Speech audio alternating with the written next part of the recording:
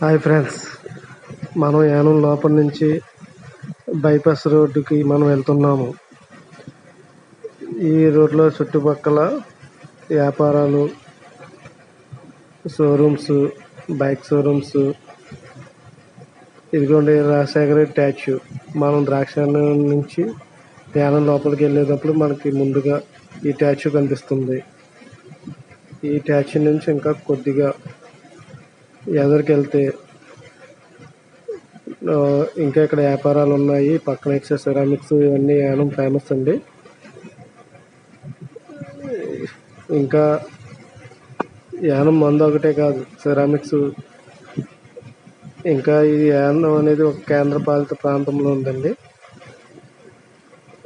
ఇక్కడ అన్నీ చక్కగా ఈ బైపాస్కి వస్తే మనకు హోమ్ నీడ్స్ ఏముంది అన్నీ దొరుకుతాయి.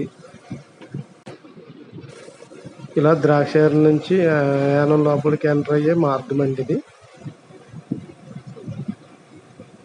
ఇలా ఈ 4 కోల్ జంక్షన్ వస్తే లెఫ్ట్ సైడ్ ఏమో అమలాపురం సైడ్, రైట్ సైడ్ ఏమో కాకినాడ, స్ట్రైట్ ఏమో ద్రాక్షారామ. మనం ఇప్పుడు అమలాపురం సైడ్ కొద్దిగా బైపాస్లో మనం వ్యూ తీస్తున్నామండి.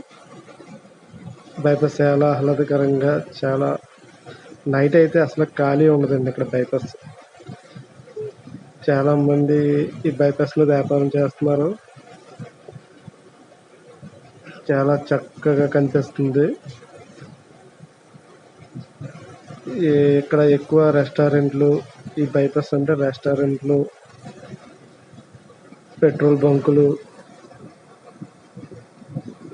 ఇక్కడ వైన్ షాపులు గట్రా ఎక్కువగా ఉంటాయండి ఈ బైపాస్లో. ఇంకా చాలామంది ఈవినింగ్ అయ్యేటప్పటికి జనసంద్రంగా ఉంటుంది ఇక్కడ. లోపలేమో పార్క్ దగ్గర బాగుంటుందండి. ఇక్కడ బైపాస్లో కూడా జనం అందరూ ఎక్కువగా ఉంటారండి. ఇంకా మనం ఇటు సైడ్ అమలాపురం సైడ్ వెళ్ళేది ఇంకా ఇలా కూడా ఎంట్రన్స్ అవ్వచ్చు. లోపల నుంచి యానంలోనికి